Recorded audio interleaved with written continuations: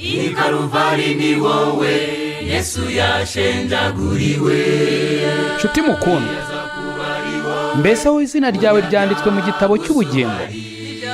Ese ye impanda ivuze Yesu agarutse nonaha, cyangwa uramutse uvuye mu mubiri, wizeye neza 100% ko wajya mu ijuru? Ndakwinginga ngo uyu munsi utekereze ku iherezo ryawe, maze ufate umwanzuro uruta iyindi. Imana iragukunda kandi Yesu aragutegereje. Ngwino, tebuka guha Agakiza, akuruhura umutwaro w'ubwoba, aguha amahoro, umunezero n'ibyiringiro byuzuye byo mu mutima. Ukeneye ubundi bufasha, waduhamagara kuri izi nimero 0783001646. Imana iguha umugisha. Kuza hano kugupfira, niwaburira imbabazi ku birenge bya Yesu. Niwaburira imbabazi ku birenge bya Yesu. Niwaburira imbabazi ku birenge bya Yesu. Reka mbasuhuze cyane kandi nongere mbaha ikaze muri uyu mwanya mwiza aho tugiye kuganira ku ijambo ry'Imana. Rero nk'uko mubizi, turimo turaganira ku gakiza. Uyu munsi ndagira ngo tuganire ku nsanganyamatsiko igira iti idini ntabwo ari agakiza. Kuba umuntu afite idini ntibisobanuye yuko afite agakiza. Tugiye kureba mu byakozwe n'intumwa igice cya 8 duhereye ku murongo waho wa 26. Tukaba tugiye kureba inkuru y'umunyetiyopiya w'inkone. Umunyetiyopiya w'inkone yari afite idini, yari afite ishyaka ry'Imana, ariko mu by'ukuri yari atarakizwa. Mana nziza, Mana igira neza, Mana y'ubuntu, Mana y'imbabazi, reka tugushime kandi tuguhimbaze. Tugushimira ineza yawe, tugushimira urukundo rwawe rutarondoreka, kandi by'umwihariko tugushimira amahirwe wongeye kuduha yo gusoma ijambo ryawe, yo kuriganiraho kugira ngo turyumve. Kandi icyo tugusabye nuko wacishiriza bugufi imitima yacu kumva no kumvira icyo ijambo ryawe ritubwira. Umugisha rero umugaragu wawe uri ku buhanga bw'ibyuma, umugisha nanjye uri hano, twese tubi ibikoresho byawe, udukoresha icyo ushaka. Kandi buri muntu wese uri hirya no hino ateze amatwi y'iradiyo, ndakwinginze ngo uyu mwanya mubere uwo kutazibagirana, mubere umwanya udasanzwe, umwanya wo kunguka. Tubyambaje twizeye mu izina rya Yesu Kristo umwami wacu, amen. Amen. Agakiza ntabwo bihwanye no kugira idini. Idini kuyigira ntibivuze kuba umuntu afite agakiza. Bivuze ngo umuntu wese uteze amatwi y'iradiyo akwiriye kwisuzuma, kareba neza koko niba udafite idini nsa ukaba ufite agakiza. Kuko hari abantu bafite idini nsa, idini yonyine, ariko ukaba utari wakira agakiza. Kandi nk'uko twabivugaga ubushize, agakiza ni impano y'Imana. Imana yatanze umwana wayo w'ikinege kugira ngo umwizera wese atarimbuka, ahubwo ahabwe ubugingo buhoraho. Bibiliya irambwira mu Befeso igice cya 2 umurongo waho wa 8 ngo mwakijwe n'ubuntu kubwo kwizera, ntibyavuye kuri mwe, ahubwo ni impano y'Imana. Ni impano y'Imana. Rero agakiza ni impano Imana yatanze kubw'ubuntu bwayo bududubiza mu rukundo rwayo. Ntabwo idini ari agakiza. Ndagira ngo mumfashe abafite uburyo mwarambura Bibiliya zanyu, tuzirambure turebe mu byakozwe n'intumwa igice cyawo cya 8 duhereye ku murongo wa 26. Ariko nawe udafite uburyo wayirambura, watega amatwi nta kibazo. Turaba inyangamugayo tugusomere ibyanditswe nk'uko byanditswe. Bibiliya irambwira ngo bukeye marayika w'umwami Imana abwira Filipo ati haguruka ugane Ikusi, ugere mu nzira imanuka iva i Yerusalemu ikajya i Gaza, ya yindi ica mu butayu. Arahaguruka aragenda. Nuko haza umunyetiyopiya w'inkone, umutware n'umunyabyuma w'ibintu byose bya kandake, umugabekazi w'abanyetiyopiya. Yari yaragiye i Yerusalemu gusenga. Yasubiragayo yicaye mu igare rye asoma igitabo cy'umuhanuzi Yesaya. Umwuka abwira Filipo ati sanga ririya gare ujyane naryo. Filipo arirukanka yumva asoma igitabo cy'umuhanuzi Yesaya, aramubaza ati ibyo usoma ibyo urabyumva? Undi ati nabibasha nte ntabonye ubinsobanurira? Yinginga Filipo ngo yurire bicarane. Ibyo yasomaga mu byanditswe byari ibi ngo yajyanywe nk'intama bajyana mu ibagiro, kandi nk'uko umwana w'intama ucecekera imbere y'uwukemura ubwoya, niko atabumbuye akanwa ke. Ubwo yacishwaga bugufi, urubanza rwari rumukwiriye barumukuyeho. Umuryango we uzamenyekana ute ko ubugingo bwe bukuwe mu isi? Iyo nkone ibaza Filipo iti ndakwinginga mbwira, ayo magambo umuhanuzi yayavuze kuri nde?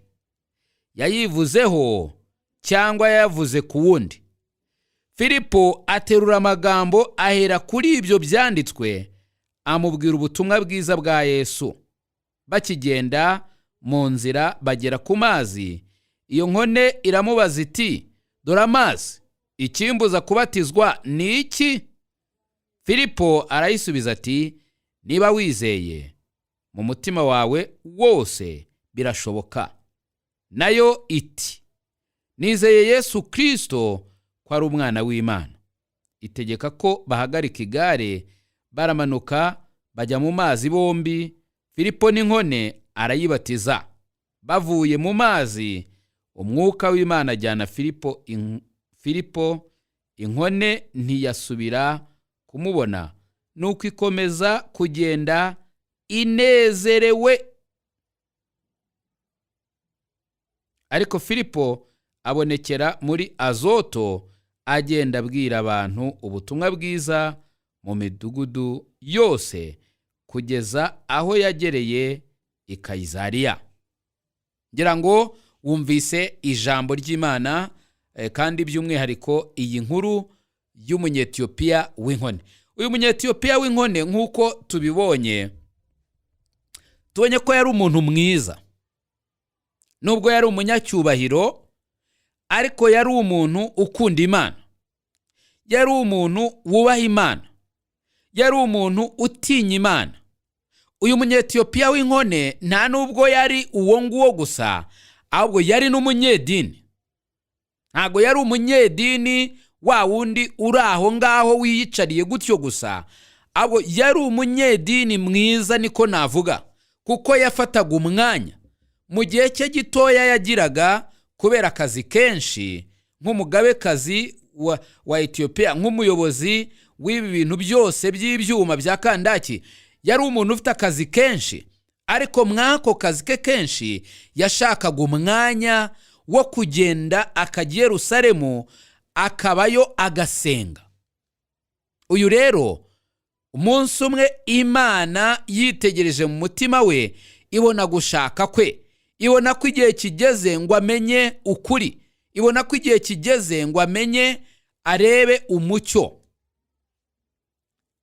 arenga idini, arenga ibijyanye no gufata ingendo ajya gusenga, abirenge byose,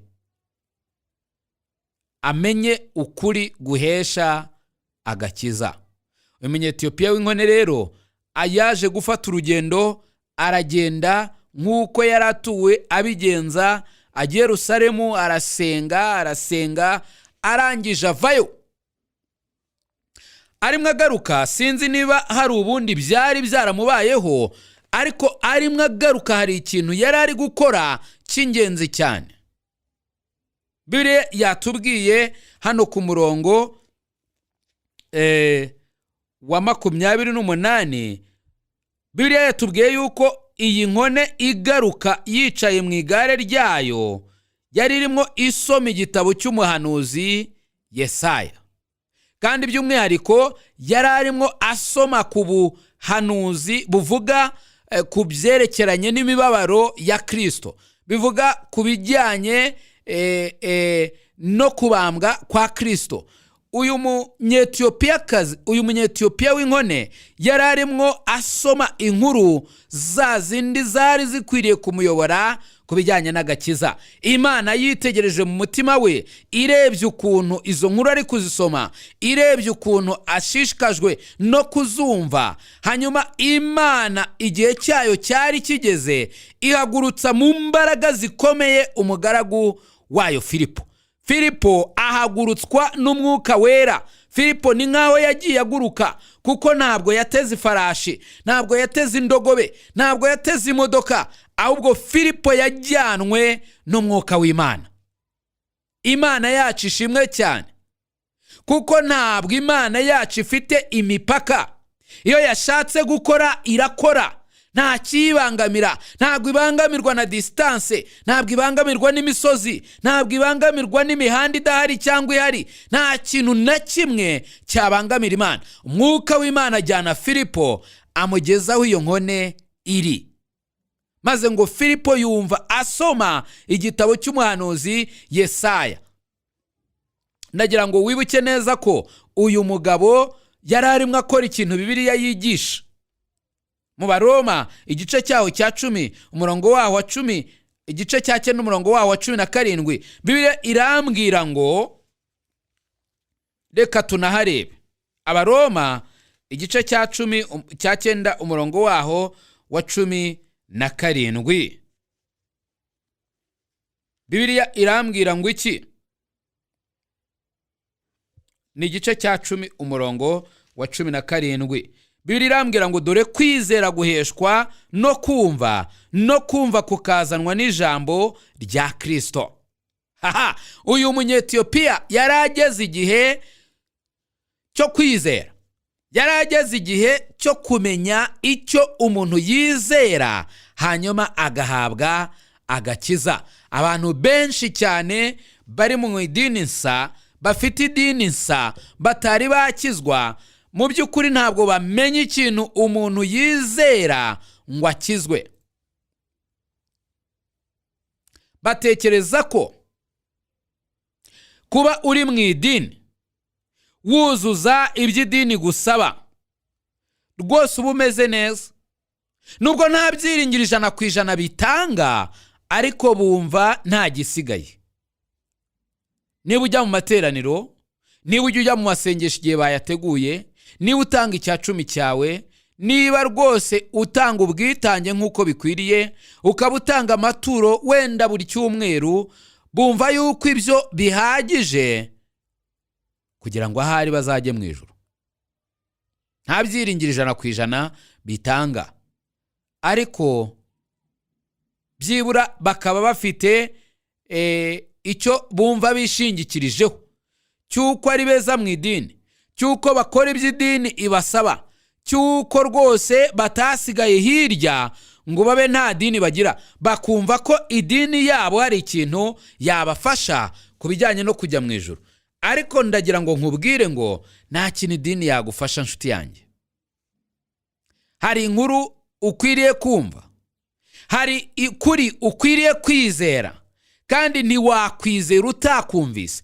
Bibiliya tubwiye ngo kwizera guheshwa no kumva ijambo rya Kristo. Ukwiriye kumva ijambo rya Kristo, ukwiriye kumva inkuru za Kristo, niba koko uzakizwa.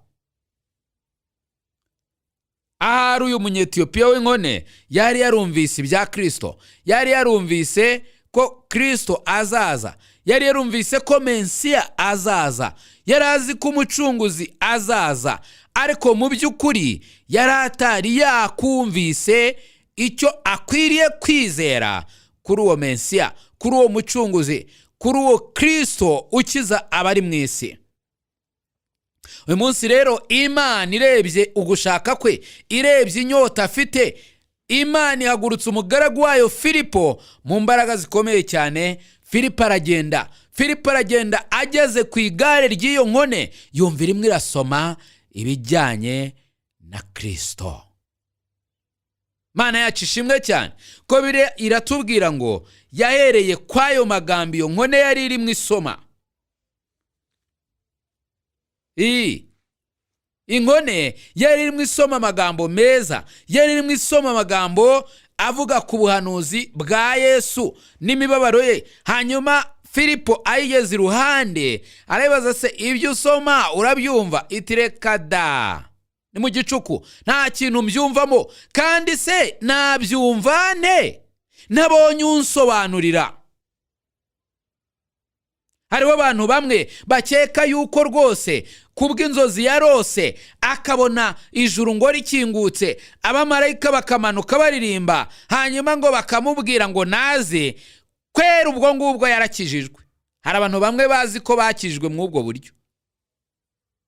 Hari abandi ngo baryamye barota bari mu ijuru, bahita bavuga bati ubu nta kundi nyine nakijijwe. Abandi bakagira inzozi zigiye zitandukanye, hanyuma bakavuga bati ubu nakijijwe. Hari n'abandi bavuga bati rero nari mfite abadayimoni bamereye nabi, nuko runaka aransengera, arangije arambwira ati ngwino mu itorero, abadayimoni be kuzajya bagutera urebe ko wabikinga. Uwo nawe akanzura ati nta kundi ubwo nyine narakijijwe. Ubwo abadayimoni basigaye bamfata rimwe mu mwaka, buriya narakijijwe. Ubwo batakimfata buriya narakijijwe pe burundu. Abantu benshi bizera ibintu bigiye bitandukanye, ariko kandi nagira ngo nkubwire inshuti yanjye, ibyo ntabwo ari byo. Ntabwo ari byo. Hari n'abandi bavuga bati rero ubwo nari nkennye, nkaba noneho ncuruza bikagenda, nkaba nkora nkabona amafaranga ari kuza, buriya nta kuntu ntakijijwe, buriya narakijijwe ba. Buriya rwose ni imigisha Imana irimo kugenda impa. Inshuti yanjye reka nkubwire, ntabwo urakizwa niba utari wumva amagambo ya Kristo, ntabwo wari wizera kwa kwizera guhesha agakiza. Uyu munyetiyopiya w'inkone ntekereza ko yari afite amafaranga, yari afite icyubahiro, yari afite ijambo mu gihugu cye ndetse no ku mwami wa Etiyopiya. Uyu munyetiyopiya w'inkone nta kintu yari abuze isi yatanga. Yari afite n'idini ye, ariko ntabwo yari afite agakiza. Arangije kandi anabihamya neza, kuko umwuka w'Imana niwe utwemeza iby'ibyaha byacu, yewe ni nawe utureshya ngo tuze kuri Kristo. Kuko nta wari uri muri uyu mugabo rero ntabwo yumvaga ibyo yari arimo asoma, ntabwo yabyumvaga, ntabwo yari abisobanukiwe. Yari arimo gusoma gusa, akumva ubwuzu buri kumwica, akumva amatsiko yo gusobanukirwa ni menshi, ariko ntabwo yari afite umwuka wera wo kumusobanurira. Filipo wuzuye umwuka wera yagombaga kuza akamusobanurira, kandi uyu mugabo yamara kwizera umwuka wera akaba muri we. Turabibona mu kanya. Umwuka wera amaze kumugeramo yatangiye kumenya ibyo akwiriye gukora nk'umwizera mushya. Yatangiye kubimenya. Ahangaha tubona neza yuko Filipo amaze kumva uguhamya k'uyu mugabo, amubwira ati nta kintu mbyumvamo pe, ntago mbisobanukiwe. Ntabara waje nyamuneka ukicara hano, niba hari icyo wandusha ukansobanurira. Filipo yurira igare, arangije nk'uko biriya ibitubwira, haleluya,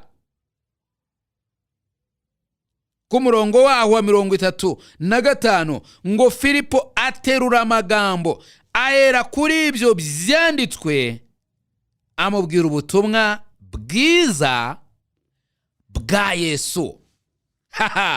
Amubwira ubutumwa bwiza bwa Yesu. Ubutumwa bwiza bwa Yesu this way nibwo ukeneye kumva kugira ngo ubwizere, numara kubwizera ukizwe.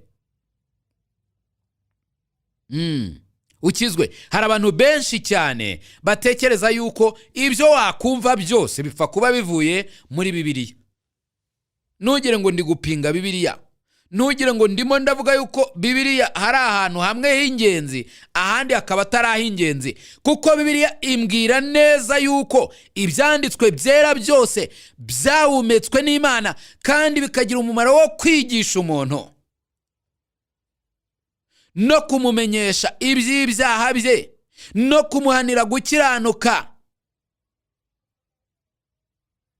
Bibiliya ni ibyanditswe byera kandi byose byahumetswe n'Imana. Ntabwo rero ndi gupfobya ibyanditswe bimwe ngo nshyire hejuru ibindi. Oya, Bibiliya yose ndayikeneye, nawe urayikeneye inshuti yanjye, ariko kugira ngo ukizwe ni ukuba wumvise ubutumwa bwiza bwa Yesu Kristo. Hari aho Bibiliya ivuga yuko Bibiliya ari inkota. Bibiliya ni inkota y'ijambo ry'Imana. Inkota y'ijambo ry'Imana.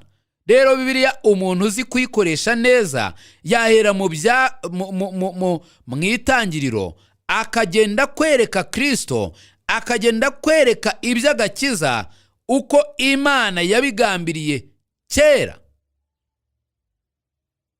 ndetse nuko yabikoze, ndetse nuko yabishohoje. Uyu munsi wa none tukaba tuvuga ngo Imana ishimwe kuko yatanze umwana wayo w'ikinege.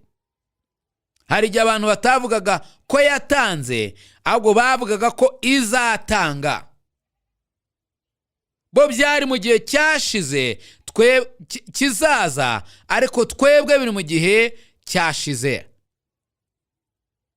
Gusa kwizera uhereye kuri sogokuruza wacu Aburahamu, kwizera niko guhesha umuntu gukiranuka kw'Imana.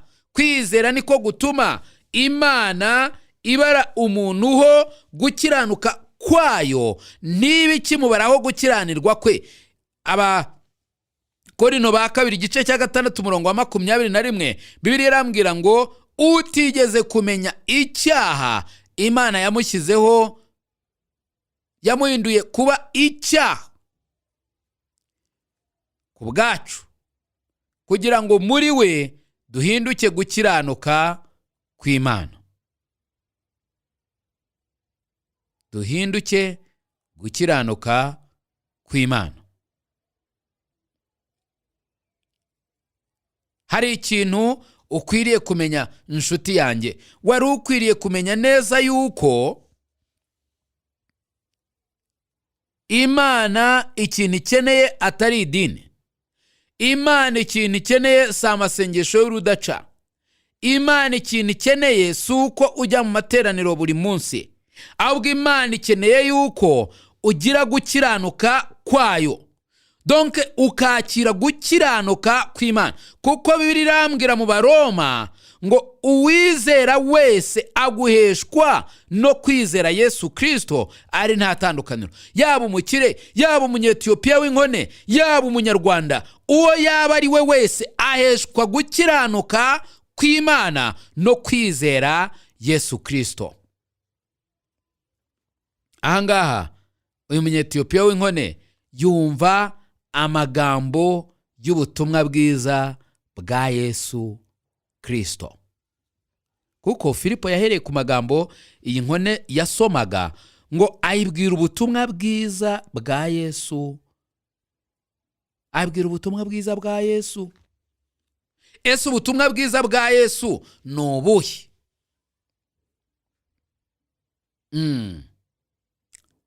Ubundi ubutumwa bwiza bwa Yesu ubutumwa bwiza bw'agakiza njya mvuga ko bufite intambwe enye umuntu agomba gutera.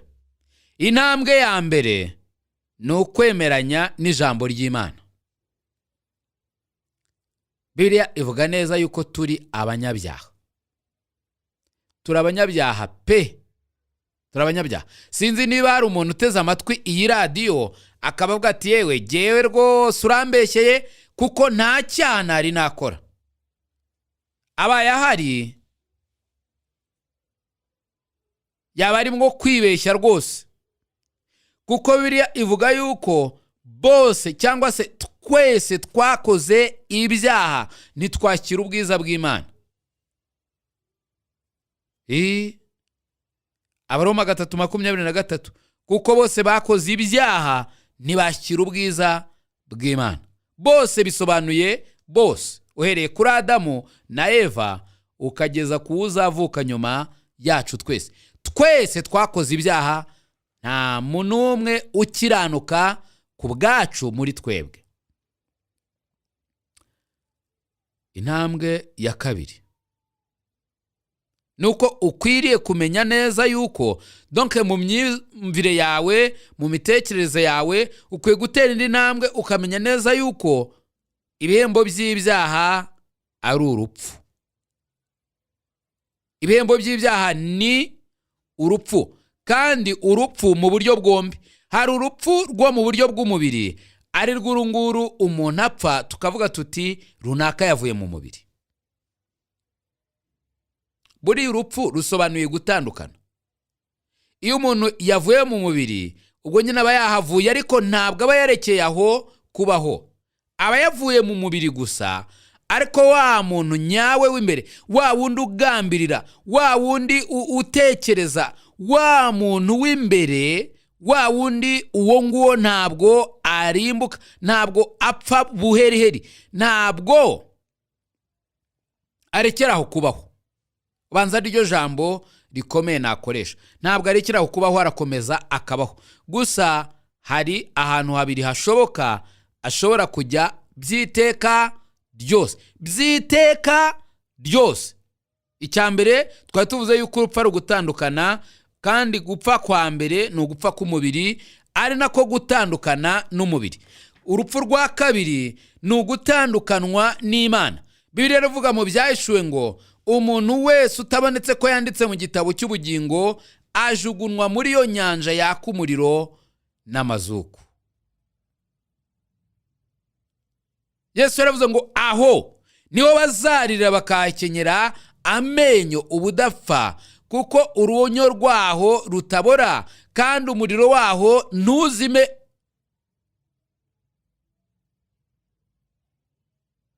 Umuriro waho ntuzima, urunyo rwaho ntirubora. Muri Gehinomu abazajyayo bazabaho ariko batandukanijwe n'Imana, cyangwa se mu yandi magambo bazabaho ariko bapfuye. Rwa rupfu rwa kabiri kuko ruzaba rwabamize. N'uruhe rero? Ni inyanja yaka umuriro n'amazuku. Nta kuyitoroka kuzabaho, nta rwego rurerure bihagije rwagukura muri Gehinomu, nta n'urwego rukomeye bihagije washinga muri Gehinomu ukabasha kwambuka, ntirubaho. Wari ukwiye guhunga none bigishoboka, kuko urimo kumva aya magambo. Rero izo ni intambwe ebyiri maze eshatu maze kubabwira. Ni intambwe ebyiri. Iya mbere nuko turi abanyabyaha. Iya kabiri nuko ibihembo by'ibyaha byacu ari urupfu. Iya gatatu niho hazira ubutumwa bwiza bwa Yesu. Yohana igice cya 3 umurongo waho wa 14 kugeza ku wa 16. Ni amagambo tumenyereye cyane, ndetse abenshi aya magambo bayafashe mu mutwe. Bibiliya irambwira ngo ntabwo ateye isoni kongera kuyasoma. Bibiliya irambwira ngo kandi nk'uko Mose yamanitse inzoka mu butayu, niko umwana w'umuntu akwiriye kumanikwa, kugira ngo umwizera wese abone guhabwa ubugingo buhoraho. Kandi kuko Imana yakunze abari mu isi cyane, byatumye itanga umwana wayo w'ikinege, kugira ngo umwizera wese atarimbuka, ahubwo ahabwe ubugingo buhoraho. Umwizera wese atarimbuka, ahubwo ahabwe ubugingo buhoraho. Imana yakunze abari mu isi cyane. Nshuti mukundwa uteze amatwi radiyo, ndizera ko niba uteze amatwi iyi radiyo uri ku isi. Nushaka uba uri ku kirwa, nushaka uba uri mu bwato, nushaka uba uri muri submarine, nushaka uba uri mu kirere, uri mu ndege, cyangwa se uri no ku kwezi, aho waba uri hose ushobora kumva iyi radiyo, menya neza yuko Imana igukunda cyane cyane, ku buryo byatumye itanga umwana wayo w'ikinege, kugira ngo numwizera utarimbuka, ahubwo uhabwe ubugingo buhoraho. Mbega inkuru nziza ya Yesu. Kuko Imana yakunze abari mu isi cyane, byatumye itanga umwana wayo, byatumye itanga Yesu Kristo, umwana w'Imana w'ikinege, kugira ngo umwizera wese, wizera iki? Uwizera urupfu, guhambwa no kuzuka bya Kristo atarimbuka, ahubwo ahabwe ubugingo buhoraho. Dore inkuru nziza nshuti yanjye, nta nkuru yaruta iyo ngiyo kuri wa muntu wari umaze kumva ko ari umunyabyaha, wari umaze gusobanukirwa ko ibihembo by'ibyaha bye ari urupfu. Kandi noneho si urupfu gusa, ahubwo umunyabyaha ntabwo afite imbaraga zo kwikiza. Nta kintu na kimwe afite cyabasha kumucungura ngo ave mu ideni arimo ry'icyaha. Nta kintu na kimwe kindi cyabibasha keretse kwizera gusa icyo Yesu yakoze. Mana yacu ishimwe cyane, kuko itabigize ibihenze, kuko itabigize ibikomeye, ahubwo yabinduye ibishoboka, yabinduye ibyoroshye cyane, kugira ngo Sadoki umunyabyaha niyizera atarimbuka, ahubwo ahabwe ubugingo buhoraho. Ni Imana ikomeye y'Imana. Hari umuririmbyi umwe waririmbye ngo, murebe urukundo Data wa twese yadukunze, twahinduwe abana b'Imana. Kandi ni koko, Yohana igice cya 1:12 harambwira ngo icyakora bamwemeye bose bakizera izina rye, yabahaye ubushobozi bwo kuba abana b'Imana. Yabahaye ubushobozi bwo kuba abana b'Imana. Bande abamwemeye bose bakizera izina rye, abo yabahaye ubushobozi bwo kuba abana b'Imana. Nureba neza muri Bibiliya uzasanga Bibiliya itigera ivuga ngo nyamuneka abantu muri mu madini atandukanye, nyamuneka nimuyabemo neza, kubera yuko nimuyabemo neza Imana izabaho ubushobozi bwo kuba abana bayo. Reka da, ntabwo Bibiliya yigera ibivuga. Ahubwo Bibiliya itubwira ko umwizera wese, Mana ishimwe cyane, umwizera wese atarimbuka, ahubwo ahabwe ubugingo buhoraho. Kuko Imana itatumye umwana wayo mu isi gucira abari mu isi witeka, ahubwo yabikoreye cyangwa se yamutumiye kugira ngo abari mu isi bakizwe nawe. Birambwira ngo umwizera ntacirwaho iteka, ariko utamwizera we amaze kuricirwaho. Inshuti yanjye, mbese uri ku ruhe ruhande? Uramwizera cyangwa ntumwizera? Wari ukwiriye kumwizera, wari ukwiye kubanza ugatega amatwi, wari ukwiye kubanza ugasobanurirwa, wari ukwiriye kureba umuntu ufite ibyiringiro 100% by'agakiza ke, hanyuma ukamubaza uti ako nakabonane, ni gute nagira ibyiringiro byuzuye, ni gute namenya neza 100% ko ntazarimbuka? Nyamuneka mbwira, kandi nezera ntashidikanya ko uwo muntu azakubwira. Azakubwira ibijyanye nuko wakizwa. iyi nkone rero ntabwo yari isobanukiwe ibyo irimo kumva, ariko ibwiwe cyangwa ibajijwe na Filipo turasobanukiwe, ivugisha ukuri, iravuga iti reka da, ntabwo mbyumva. Filipo ngo ahera ahangaha ayibwira ubutumwa bwiza bwa Yesu Kristo. Mwene magambo yeretse ko ari umunyabyaha, amwereka yuko ibihembo by'ibyaha bye ari urupfu, ariko amwereka ko impano y'Imana ari ubugingo buhoraho muri Kristo Yesu. Erega nshuti yanjye, Yesu ni wowe, ni njyewe yacumitiwe, ni njyewe nawe yambariye ikamba ry'amahwa, ni njyewe nawe yaterewe icumu mu rubavu, ni njyewe nawe yakubitiwe inkoni zose yakubiswe, ni njyewe nawe yazamuriwe ku musaraba, ni njye nawe twashimangiriye amisumari, ni njyewe nawe twamwambitse urubindo, ni njyewe nawe twamuhemuye tukamukoreza isoni ku mugaragaro, ni njye nawe twatumye agaragara nk'uwanzwe n'Imana akubitwa nayo, ni njye nawe n'ibyaha byanjye n'ibyawe byatumye ibyo byose biba kuri Kristo. Hari indirimbo twumva iyo turimo gutangira ivuga ngo ntiwaburira imbabazi ku birenge bya Yesu. Ni iki cyatumye Yesu yemera ibyo byose ko bimubaho? Rwari urukundo rwe, n'uyu munsi ni urukundo rwe, kuko uko yari ari kera n'uyu munsi niko ari. Ntabwo ushobora kuburira imbabazi ku birenge bya Yesu. Filipo abwiriye inkone iby'ubutumwa bwiza bwa Yesu Kristo. Nawe nshuti yanjye uri kubwirwa ubutumwa bwiza bwa Yesu Kristo, urakwiriye uyu munsi wa none gufata umwanya ukitekerezaho, ukareba niba utari umunyedini gusa, niba icyo wishingikirijeho atari umubatizo wabwiwe n'idini yawe, bakakubwira bati nyamuneka batizwa kugira ngo wandikwe mu gitabo cy'itorero, nyamuneka batizwa kugira ngo ube uvutse ubwa kabiri. Niba warabwiwe amagambo nk'ayo, ndakubwiza ukuri ko ukwiriye kongera ukisubiramo, kuko ibyo ntabwo ari agakiza. Ntabwo ibyo bihwanye n'agakiza. Agakiza ni impano y'Imana, agakiza ni ubuntu, agakiza Imana ishaka kukaguha uyu munsi wa none. Niba wumva ushidikanya, niba wumva utarakabonye, ngo umenye uti umunsi uyu n'uyu numvise ubutumwa bwiza bw'agakiza, maze nakira Yesu Kristo ankiza ideni ry'ibyaha byanjye, none ubu ndirimbana umunezero yuko nabohowe rwose, negereye umwami Yesu, ndirimbana umunezero.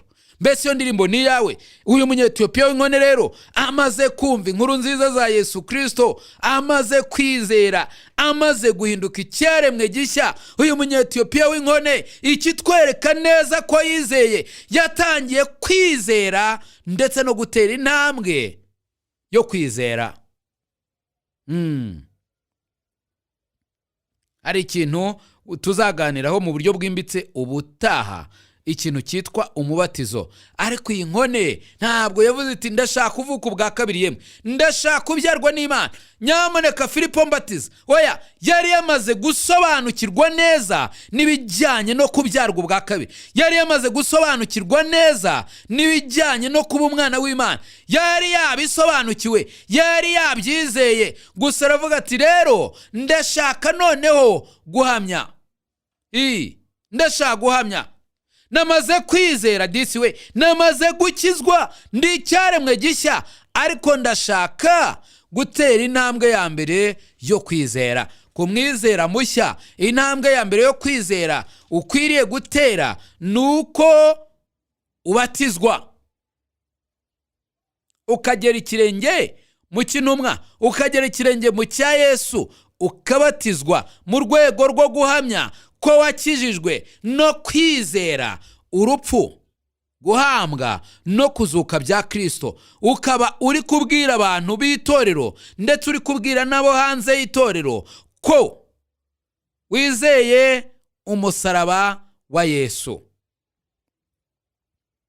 wizeye umusaraba wa Yesu, kandi uri kubabwira yuko wizeye icyo Yesu yakoze igihe yapfaga, igihe yahambwaga, igihe yazukaga kuva mu bapfuye. Icyo yakoze icyo ngicyo nta kindi kitari ukuba incungu yanjye ni yawe. Yari arimo kuba incungu y'ibyaha byacu. Donc igihano kiduhesha amahoro cyari kuri we. Imana yagishyize kuri we. Imana ishima kumushenjagura, ishima kumubabaza. Yamubabarije nde? Yamubabarije jyewe, yamubabarije wowe. Ni ukuri koko imibyimba ye, inkoni yakubiswe, imibabaro ye yose byari ibyaha byanjye, byari ibyaha byawe. Ari nayo mpamvu Yesu ateze amaboko uyu munsi wa none kugira ngo kwakire inshuti yanjye. Niba ushaka gukizwa nta kindi bigusaba, icyo bigusaba gusa ni ukwizera.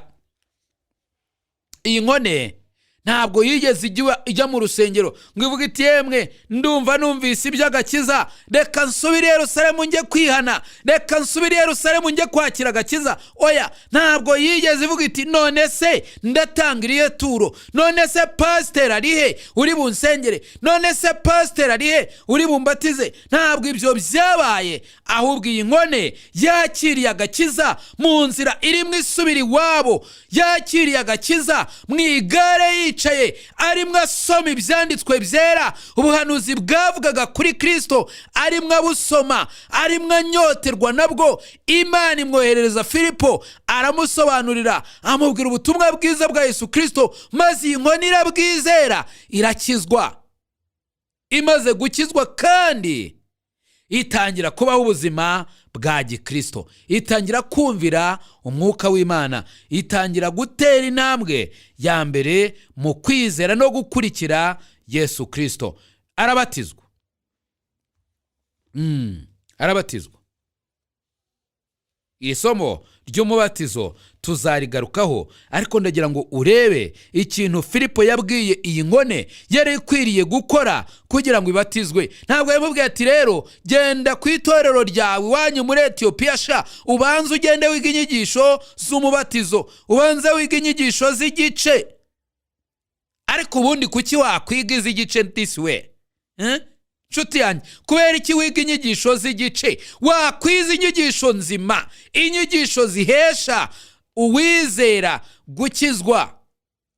Wakwiza inyigisho nzima koko, inyigisho za Yesu Kristo, inyigisho nzima waba yarizo wiga ukaba icyaremwe gishya. Nuko uyu mugabo rero aravuga ati yewe nari narasigaye inyuma, nari narayobye, none mbonye umucyo, narindi guca inzira itariyo, none mbonye inzira nyakuri, ndimo ndajya iwacu. Koko Yesu Kristo yarancunguye, yaranyijije, none rero ndizeye pe ko Yesu Kristo ari umwana w'Imana, ko Yesu Kristo ari ukuraho ibyaha by'abari mu isi. Nizeye ko Yesu Kristo ari we nzira, ukuri n'ubugingo. Nta wajya mu ijuru atamujyanye. Ntabwo ari umubatizo, ntabwo ari ikindi, ahubwo ndashaka kubatizwa ngo nereke aba bantu turi kumwe ko nkijijwe noneho uyu munsi. Inkone yari ifite abasirikare bayirinda, yari ifite abayiherekeza, yari ifite abayitwarira ibyo kurya, yari ifite abagaragu bayikorera. Ntabwo yagendaga yonyine, yari iri kumwe n'abantu benshi. Arangije aravuga ati rero ngomba guhamya bano bantu, birakwiriye ko bamenya ko nkijijwe. Arangije abwira Filipo ati rero ngomba guhamya mu mubatizo. Arangije abwira Filipo, aramubwira ati rero birashoboka niba kintu kimwe gusa, niba wizeye. Nkone nayo iraturira hamye iti nizeye. Mukanya maze kumva amagambo y'ubutumwa bwiza, mukanya ukinsobanurira, nizeye ayo magambo avuga ko Yesu Kristo ari umwana w'Imana, kandi ko ari we mukiza w'abari mu isi, ko ari gukuraho ibyaha by'abari mu isi. Filipo ahari yaravuze ati amena, uri mwene data, ngwino nkubatize. Ngo baramanuka bombi bajya mu mazi, Filipo n'inkone arayibatiza. Nshuti yanjye, iyi nkone ntabwo yabatijwe mbere yuko ikizwa. niba yari yaranabatijwe yaje gusobanukirwa ko ibyo yakoze bitari bifitanye isano n'ibyanditswe byera. Amaze gukizwa ashyira ibintu mu buryo. Nshuti yanjye uteze amatwi iyi radiyo, ndakwinginga ngo utizera yuko kuba warabatijwe byaguhesheje agakiza. Ndakwinginze utizera yuko kuba usenga, ugasengera mu rugo iwawe, ugasengera ku rusengero, ugasengera ku misozi, ugasengera mu buvumo, ntiwizere yuko ibyo ari byo biguhesha agakiza. Ahubwo kumva ijambo ry'ubutumwa bwiza bwa Yesu Kristo ukabwizera nicyo kiguhesha agakiza. Icyampa uyu munsi wa none ugahitamo neza, ugahitamo gutega amatwi ubutumwa bwiza bwa Yesu Kristo, hanyuma ukabwizera, kuko ibyo nibyo biguhindukiramo isoko idudubiza kugeza mu bugingo buhoraho.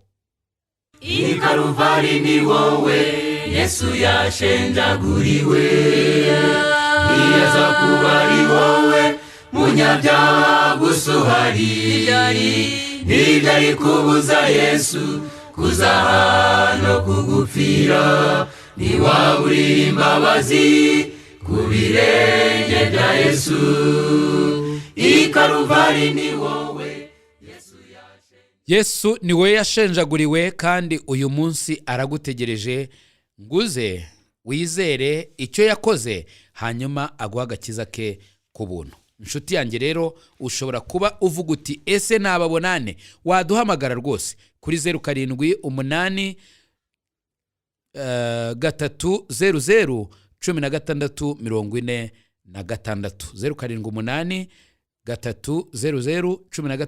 16 46. Ndetse ushobora no kutwandikira haba kuri Facebook, haba no kuri email, haba no kuri YouTube. Wahabona ibiganiro byacu ukadukunda, ndetse ugashyiraho na comment yawe, wanatubwira icyo ushaka kutubwira icyo ari cyo cyose. Imana iguha umugisha, kandi we kuba ufite idini nsa, ahubwo wakire Kristo aguha agakiza ke ku buntu. I Calvary ni wowe Yesu yashenjaguriwe. Nshuti mukundwa, mbese wowe izina ryawe ryanditswe mu gitabo cy'ubugingo? Ese impanda ivuze Yesu agarutse nonaha, cyangwa uramutse uvuye mu mubiri, wizeye neza 100% ko wajya mu ijuru? Ndakwinginga ngo uyu munsi utekereze ku iherezo ryawe, maze ufate umwanzuro uruta iyindi. Imana iragukunda, kandi Yesu aragutegereje. Ngwino, tebuka guha agakiza, akuruhura umutwaro w'ubwoba, aguha amahoro, umunezero n'ibyiringiro byuzuye byo mu mutima. Ukeneye ubundi bufasha, waduhamagara kuri izi nimero 0783 00 16 46.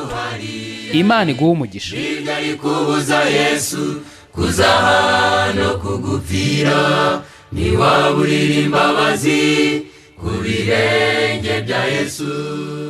Ntiwaburira imbabazi ku birenge bya Yesu.